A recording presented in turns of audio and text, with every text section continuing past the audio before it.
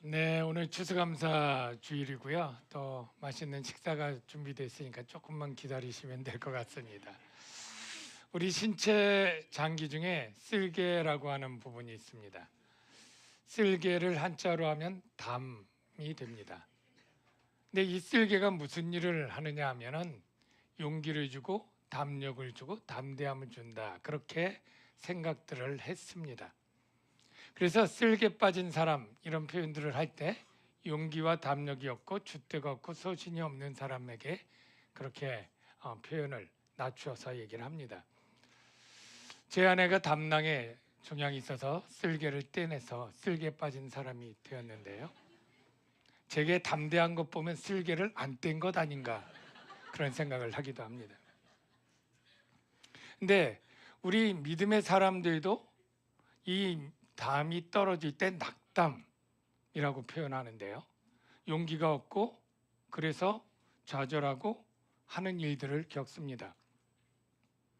여러분도 신앙생활 할 때 여러분의 믿음생활 잘하고 있는데도 어려움이 계속 되어지고 기도응답이 안 되어지면 낙담하게 되는 일들을 겪게 됩니다. 보통 낙담하는 사람들은 어떤 사람이냐면 믿음을 대충 하는 사람들이 아니고 열심히 했던 사람들이 낙담도 하게 됩니다. 성경에 보면 가장 믿음의 사람으로 모세와 엘리야를 꼽는데요. 이 사람들이 한때는 하나님을 위해 백성을 위해 열심히 하고자 해서 애굽 사람도 죽였다가 모세는 그리고 자기의 죽음이 두려워서 모든 의욕을 잃고 광야로 도망가서 40년 동안 그냥 양치는 목동으로 살았던 낙담의 시절이 있었습니다. 엘리야 선지자가 너무나 유명한데 바알과 아세라 선지자 수백 명을 단번에 죽였던 그러한 인물 아닙니까? 그런데 그가 이 이세벨 왕이 자기를 죽인다고 하는 소식을 듣고 자기가 해도 될 줄 알았는데 안 되는 이 상황에 낙담하여 도망가는 이야기가 성경에 나옵니다. 그래서 하나님께 이렇게 하소연을 하기도 하는데요. 이세벨이 먼저 엘리야에게 내일 이맘때 너를 죽이겠다. 내 생명을 죽은 저 사람들과 같게 하겠다. 그가 이 형편을 보고 자기의 생명을 위해 도망하여 광야로 들어가 한 로뎀나무 아래서 앉아서 자기가 죽기를 원하여 이르되 여호와여 넉넉하오니 지금 내 생명을 거두시옵소서. 얼마나 낙담했는지 자기는 살 용기와 의욕조차 없다고 차라리 그냥 나를 죽여달라고 하는 고백이 나옵니다. 그래서 믿음의 사람들이 어떤 때는 그냥 내가 하던 봉사 이거 힘들어 이렇게 열심히 하면 무슨 소용이야 이렇게 하면서 봉사를 내려놓기 시작하고요. 예배도 열심히 모든 예배를 드렸다가 이 예배가 무슨 소용이람 그리고 금요기도에 수요기도 빼고 주일 오후 빼고 주일만 간신히 드리다가 이것도 영상 예배로 돌리고 아예 포기해버리는 그러한 일도 있습니다. 왜 이야기를 하냐면 지금 바울과 이 사람들이 참 하나님께 기도해도 해도 이렇게 어려움이 계속될 때 낙담할 수 있는 상황이었다라는 말씀을 드립니다. 하나님이 바울을 통해서 복음을 전하기 위해서 로마로 보내주겠다고 약속한 게 2년 전도 지났습니다. 근데 바울이 생각할 때 가이사랴 감옥에서 2년 동안 재판하면서 뭐 하나 로마로 가지도 못하고 있었지 않습니까? 그래도 하나님이 마지막에 극적으로 2년 만에 이제 드디어 로마로 가나보다 해서 갔더니 웬걸 얼마 지나지 않아 풍랑으로 지금 거의 십수여를 굶으면서 지중해를 헤맸고 이제 간신히 구사일생으로 섬에 들어가게 되는 이 상황, 사실은 진작 낙담할 수 있는 거였죠. 물론 하나님이 기적적으로 바울과 276명을 살려주었지만 그 섬에 도착할 때는 모두가 물에 빠졌던 생쥐처럼 정말로 죽기 직전에 간신히 살아난 상황 정도입니다. 그 섬에 도착했더니 멜리데라고 누군가 알려줬겠죠. 지금 멜리데의 사진이 이렇습니다. 저건 그냥 멜리데 어느 해변가 사진인데요. 그냥 여러분 상상해 보십시오. 바울이 도착한 데는 어느 민가가 아닙니다. 항구도 아닙니다. 그냥 멀리 떨어진 절벽이 있고 바위가 있는 그런 곳입니다. 그런데 그 11월의 날씨에 바다에서 나왔는데 바람은 더 세게 지금 계속 불고 있는데 비까지 내려요. 얼마나 춥겠습니까? 그러면요 그냥 다리가 후들거리고 이가 딱딱 맞춰지고 좀 있으면 얼어 죽을 판입니다. 정말 춥고 힘들고 지쳤고 비 오고 이러한 최악의 상황에 얼마나 실망하고 낙담스럽겠습니까? 가장 낙담스러운 사람은 저는 그 선주와 선장, 자기 배를 잘못 몬 자기 책임이 있고 배를 파산한 선주, 그리고 거기 배 탄 사람도 물건 하나 제대로 갖지 못하고 있는 모든 것 잃어버리고 이렇게 간신히 정말로 물에 빠진 생쥐 간신히 나온 것처럼 있는데 너무나 죽기까지 한 이러한 상황, 굉장히 실망스럽지 않습니까? 하나님을 원망할 만한 하죠. 그런데 이때 하나님의 역사가 시작되고 있습니다. 원주민들이 이 사람들을 보고 특별한 동정을 하여 불을 피워 우리를 다 영접하더라. 요 한 줄이 금방 지나간데 여러분 생각해 보십시오. 바닷가에 사람들이 있는 것들을 비 오는 그 아침에 사람들이 기다렸지는 않았겠죠.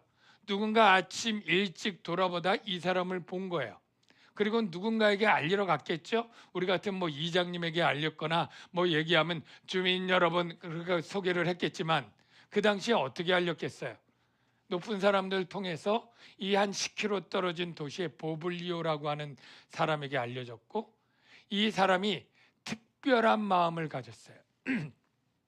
특별한 마음이라고 하는 이 특별한 동정은, 이 동정이라는 단어가 딱 성경에 2번밖에 안 나와요. 그런데 이 동정의 뜻을 알 수 있는 다른 구절에서는 어떻게 쓰였느냐 하면 바로 하나님이 사람 사랑하심, 요 단어를 똑같이 쓰고 있습니다. 그러니까 이 사람들이 스스로의 휴머니즘으로 그냥 늘 갖고 있어서 성품이 좋아서 누군가 떠내려오거나 누구나 난파되면 늘 이렇게 도왔던 게 아니었어요. 일반적으로는 그냥 무시하고 지냈어요. 지가 알아서 할 일이지 뭐 이 정도였는데, 이 수백 명이 왔을 때 이 보블리오와 사람들에게 하나님이 특별한 마음, 긍휼과 자비의 마음을, 동정의 마음을 주어서, 그래서 그 수백 명을 좀 도와주려면 몇 명쯤 나와야 될까요? 최소한 100명은 나와야 되지 않습니까? 그 새벽에 사람들 100명이 그 수소문에서 나와가지고요, 그 사람 도와주려고 이제 먼저 너무나 사시나무 떨듯이 떠니까 그 비를 피해서 이제 장작들을 피워주기 시작한 거죠. 그런데 이들이 구원받은 것 중에서 가장 중요한 역할은, 하나님이 동정한 것은 바울 때문에 하나님은 그 276명에게 동정을 베풀었다고 저는 생각을 합니다. 왜냐하면 하나님이 바울에게 이런 말을 했어요. 네가 가이사 앞에 서야 되겠고 내가 같이 있는 모든 사람 네게 주리라. 그래서 한 생명도 잃지 않으리라. 즉 바울 때문에 이 사람들이 극적으로 살아나고 다 이렇게 동정을 받게 되는 상황이 된 거예요. 저는 여기서 우리 그리스도인들의 역할이 너무나 중요하다는 것을 다시 깨닫습니다.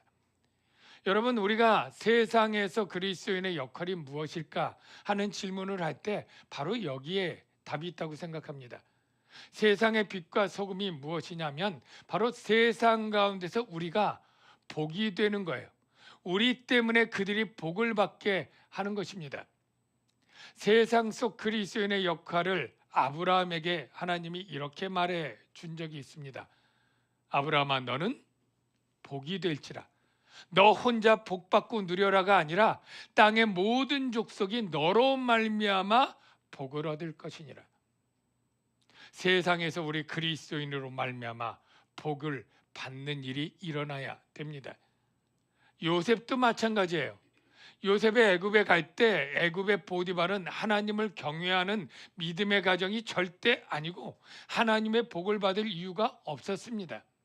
그런데 요셉이 가자 여호와께서 요셉을 위하여 그 애굽 사람의 집에 복을 내리시매, 그러니까 그 애굽 사람이 복 받는 것은 다 요셉 때문에 받는 거예요. 그래서 그의 밭에 있는 모든 소유까지, 가축까지, 그릇까지 복을 받는다, 이렇게 되어 있습니다. 여러분은 세상 가운데 뭐 회사를 다닙니까? 학교를 다닙니까? 사업을 합니까? 누군가 만나는 사람들이 있죠. 그분들이 여러분은 같이 일하게 돼서 우리 회사가 복을 받았네. 저 사람이랑 같이 우리 그룹에 들어오니까 우리 이 동호회가 부흥이 되고 화목하게 됐네. 쟤와 같은 반이어 돼서 내가 잘 됐어. 여러분, 그런 우리 학생들, 그런 우리 성도님들 되시기를 주의 이름으로 축복합니다. 세상 가운데 하나님이 여러분 때문에 여러분이 복을 몰고 다니는 사람이 되어서 하나님이 복 주시는 그 공동체가 되도록 해 주시기를 주의 이름으로 축원합니다. 그런데 이 바울이 참 겸손하게 거기서 그렇게 리더십, 모든 사람 살려내는 역할을 했으면 그냥 앉아서 불만 쬐도 될 것을, 이 바울은 섬기는 모본이 있어서 이 사람들, 연약한 사람들, 뭐 여자도 있고 젊은 사람도 있겠죠. 가서 스스로 나뭇가지 이렇게 가져와서 모아서 이 불에 이렇게 던지는 일을 했던 모양이에요. 여러 번 하던 가운데 한 번은 이 나뭇가지에 겨울에 숨어 있던 이 독사가, 이때가 독이 가장 아주 셀 때라고 합니다. 그걸 모르고 던지는데 이 독사가 불이 뜨거우니까 안 들어가려고, 자기도 살아야죠. 그러니까 이 바울의 손을 물고 매달리고 있었던 거예요. 그러니까 원주민들이 무슨 생각을 하냐면 이렇게 생각한 거예요. 원주민들이 이 짐승이, 뱀이 그 손에 매달려 있음을 보고 서로 말하되 진실로 이 사람은 살인한 자로다. 아니, 어떻게 살인죄라고 단정하는지 모르겠지만 이렇게 죽을 일을 보니까 누군가 죽였으니까 보응을 받는 것이다, 이렇게 생각하고 살인죄로 바울을 추측하고, 바다에서는 지가 죽지 않고 극적으로 살아났지만은 공의가 그를 살지 못하게 해서 저를 죽이게 한다, 이렇게 생각을 한 거예요. 여러분, 여기 공의가 무슨 추상명사가 아니고 그 원주민들에게는 여신이, 바로 공의의 여신이 있습니다. 공의의 여신. 그 여신이 디케라고 하는 여신인데, 유럽에 가면 이런 여신상을 많이 보았을 거예요. 한 손엔 천칭을, 한 손엔 칼을 들고 눈은 가리고 있고 공의로 정당하게 판정을 하고, 그리고 재서 이 칼로 죽이거나 하는 이 여신, 이게 바로 디케의 여신이에요.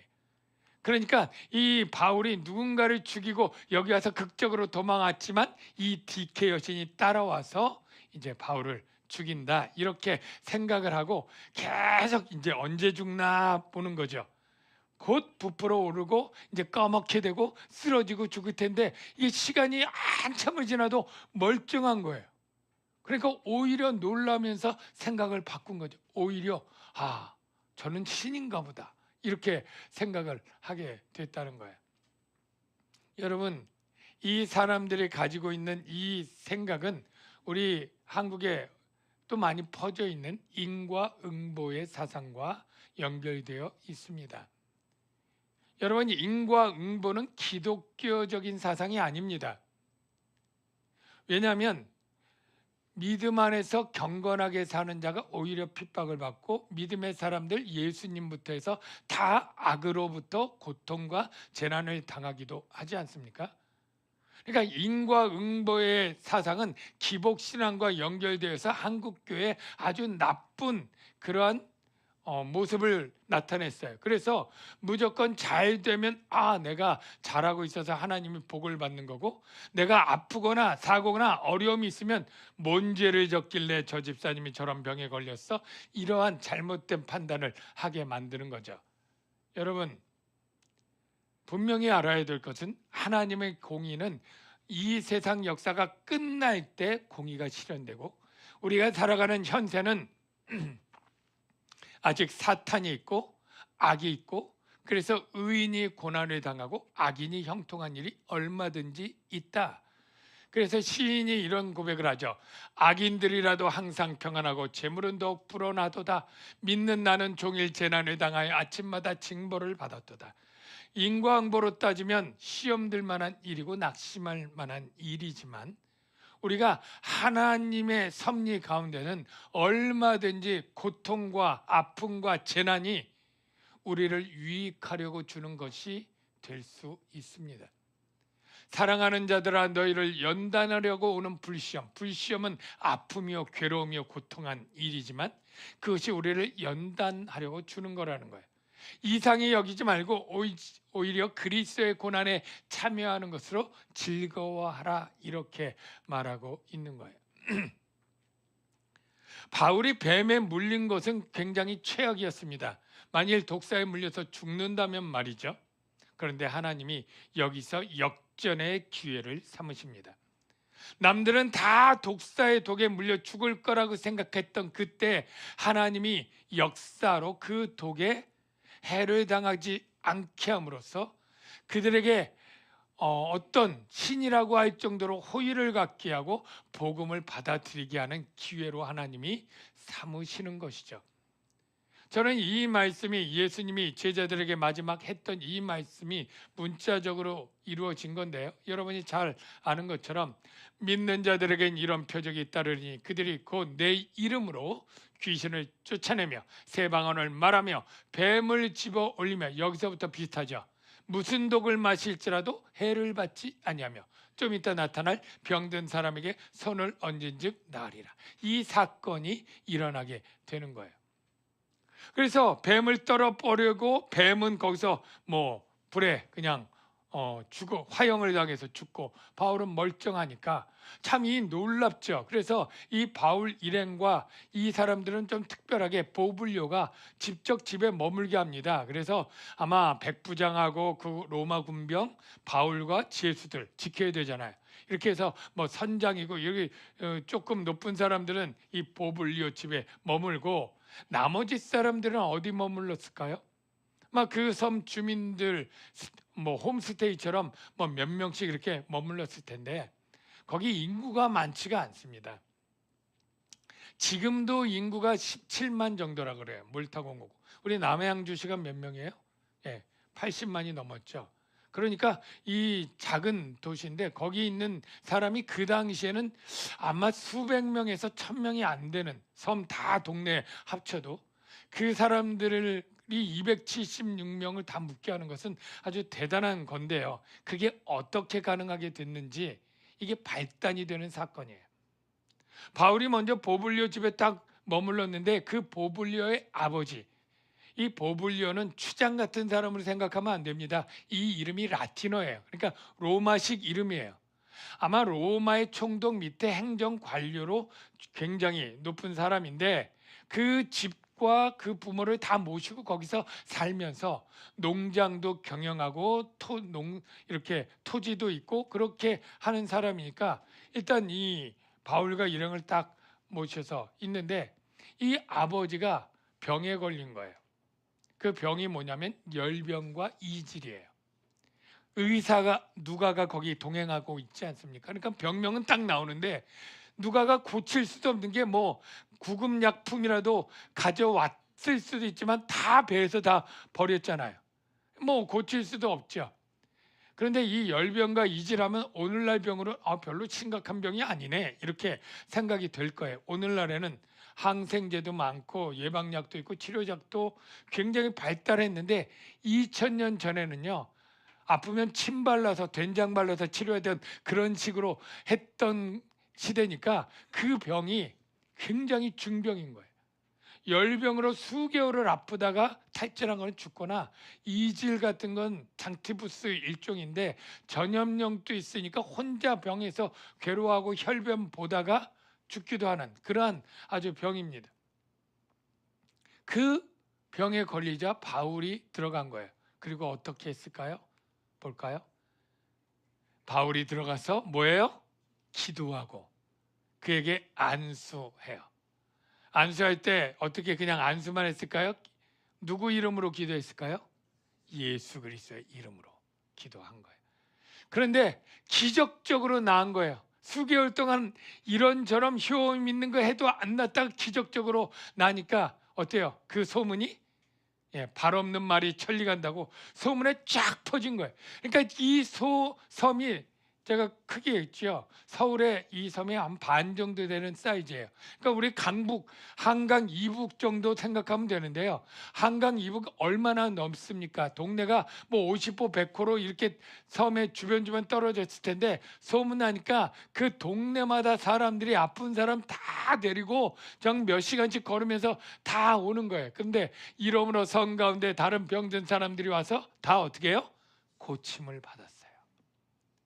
여러분, 이 276명이 나중에 보면 이 섬에 묵은 기간이 얼마인 줄 아세요? 얼마 동안 묵어요? 겨울을 지내야 돼요. 그러니까 3개월을 지냈다고 되어 있습니다. 3개월 동안 지낼 때 아니 도대체 뭘 먹고 어떻게 살았지? 이 조그만 섬에서 그런 생각이 들지 않습니까? 그런데 하나님이 먹을 수 있도록 입을 수 있도록 해준 게 바로 이거였어요.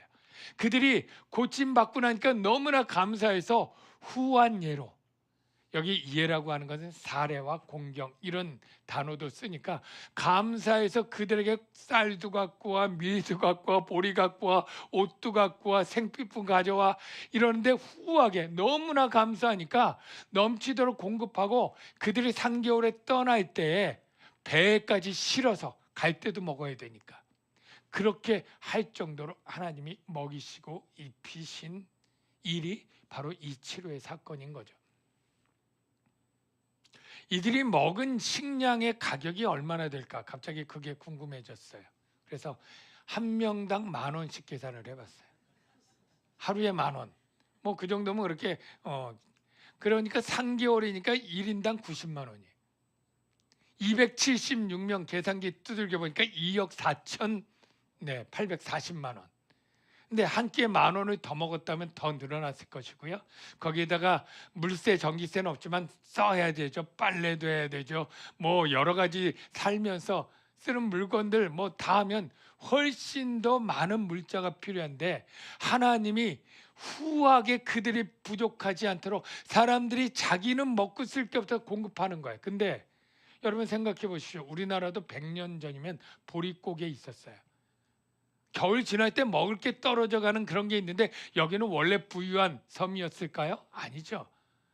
거기도 그렇게 먹고 살기가 힘들었을 텐데 이 은혜가 너무나 감사해서 자기 쌓아둔 거 다 정말 갖다 바치고 배에서 잡은 것도 생선들 다 드리면서 이들을 고치게 되었는데요. 그 시작이 바로 예수 그리스도의 이름으로 뽑으려가 그 부친이 낳은 거죠. 예수 그리스도의 이름으로. 저는 이렇게 추론해 봅니다. 아니 기도하는데 자기도 못 들었는지 예수라고 하는 신의 이름으로 딱 했는데 기적적으로 나았다고 칩시다. 그 가족들이 궁금하지 않겠어요? 아니 예수 신이 누구냐고 어떻게 고쳤느냐고. 그럼 바울이 정말로 열심히 전도하지 않겠어요? 바로 이 예수는 바로 누구냐면 십자가에 못 박힌 그러한 하나님의 아들인데 하나님이 죽은 자 가운데 살렸고 그 예수님의 권능으로 말미암아 이 병든 자가 나은 것이라고. 내가 고친 게 아니라고. 아마 이렇게 열심히 입에 침에 마르도록 그렇게 얘기를 했겠죠. 그랬더니 그들이 믿기 시작하는 사람이 나타났겠죠.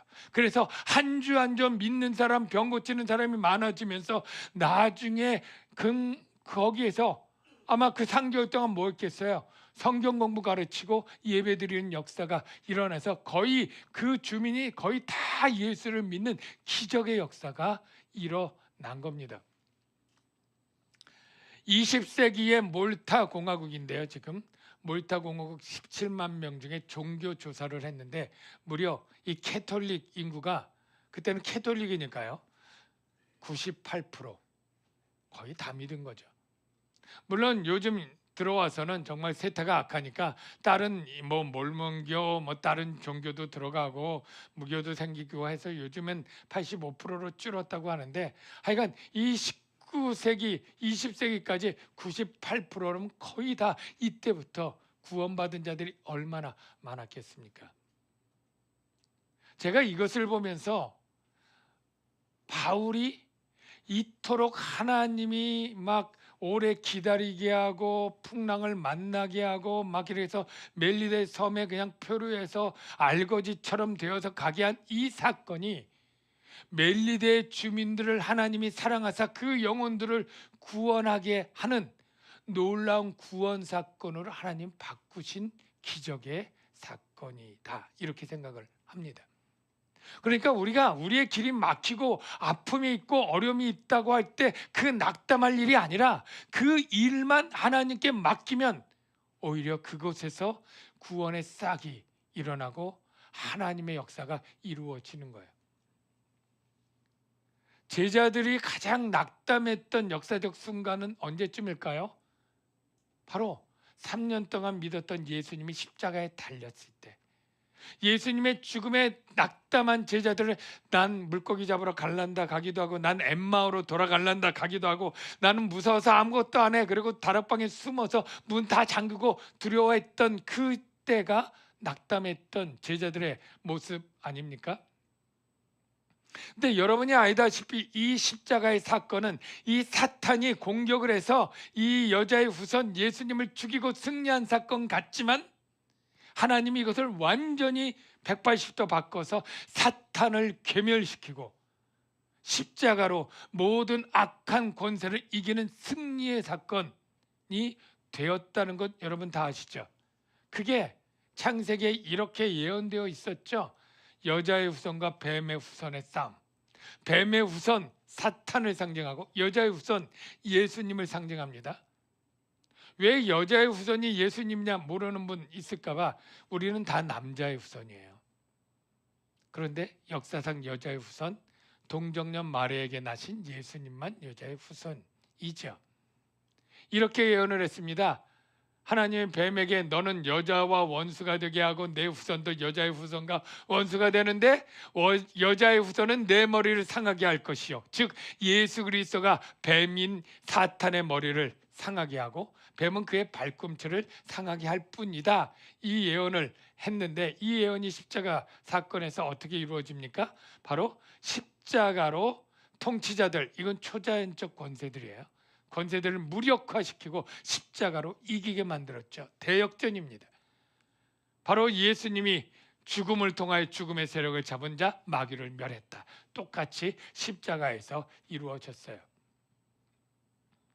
엘리야가 가장 낙담했을 때, 아까 광야에서 나 죽여주십시오 라고 말할 때 자기는 이제 소망이 없다는 거예요. 내가 그렇게 열심히 바알과 아세라 선지자 죽이고 내가 정말로 회개운동 했지만은 이제 다 죽고 나 혼자밖에 안 남았어요. 나도 이제 곧 죽을 건데 죽여주십시오, 이렇게 하소연을 하는 장면이 나와요.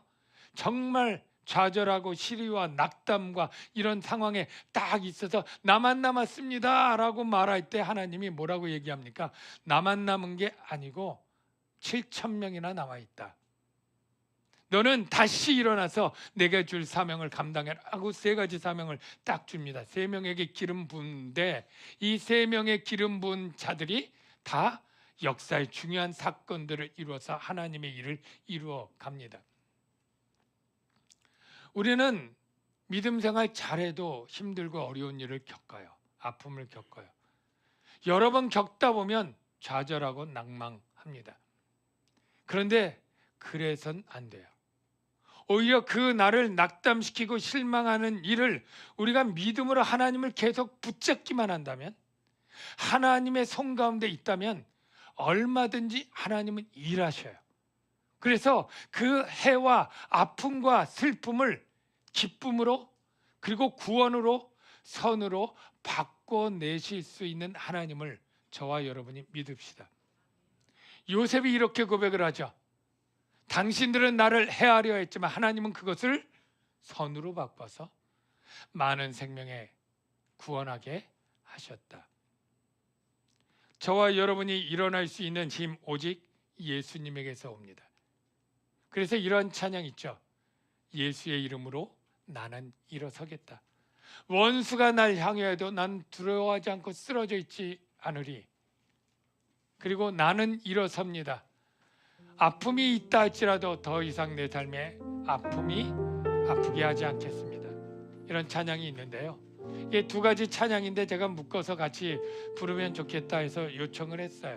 여러분 조금 어색하지만 배워보면 굉장히 은혜가 돼요. 우리 인생 가운데 아픔이 있지 않습니까? 슬픔이, 고난이. 그것에 그냥 매여서 주저앉고 좌절해서는 안 돼요. 오히려 그걸 붙잡고 하나님을 더 의지하고 나가면요, 오히려 하나님은 우리를 일으켜 세워서 하나님의 일을 잘 감당하도록 역사하실 거예요. 예수의 이름으로 나는 일어서리라. 찬양하겠습니다.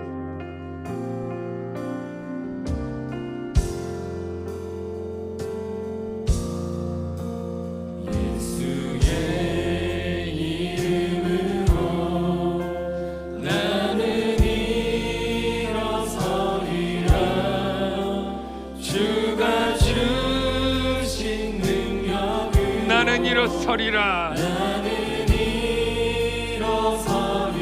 아멘. 원수가 날 향해 와도 쓰러지지 않으니 주가 주신 능력으로. 아멘.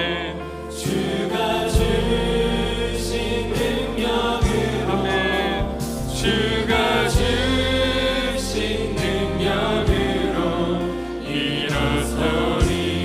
나는 일어섭니다. 나는 일어섭니다.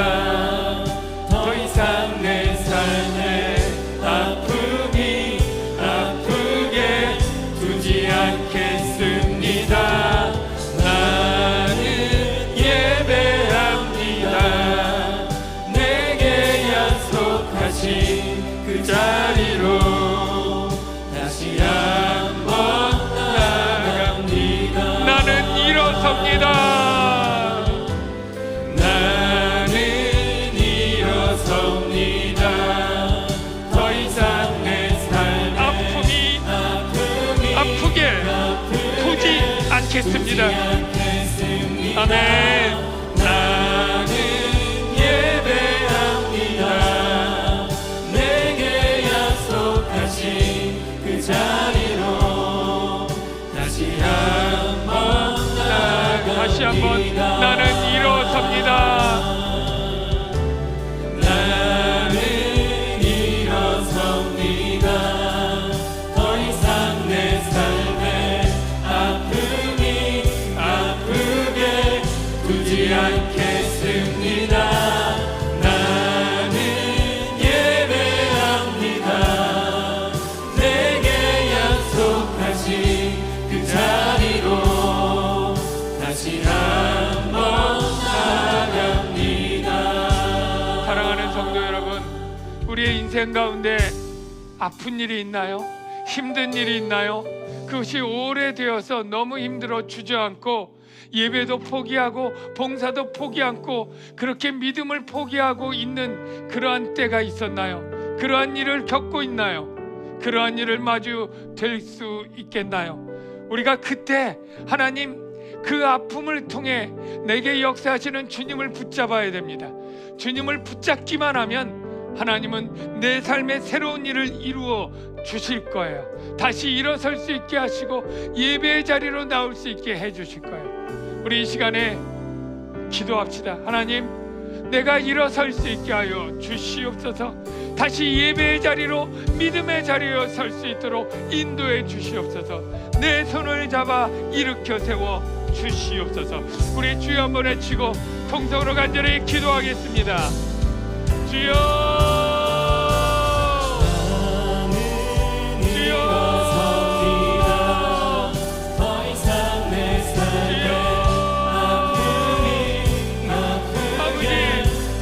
정말로 원치 않는 믿음의 길에 장애를 겪고 아픔과 괴로움을 당하며 힘들게 지내는 성도들입니다. 하나님 붙잡아 주시옵소서.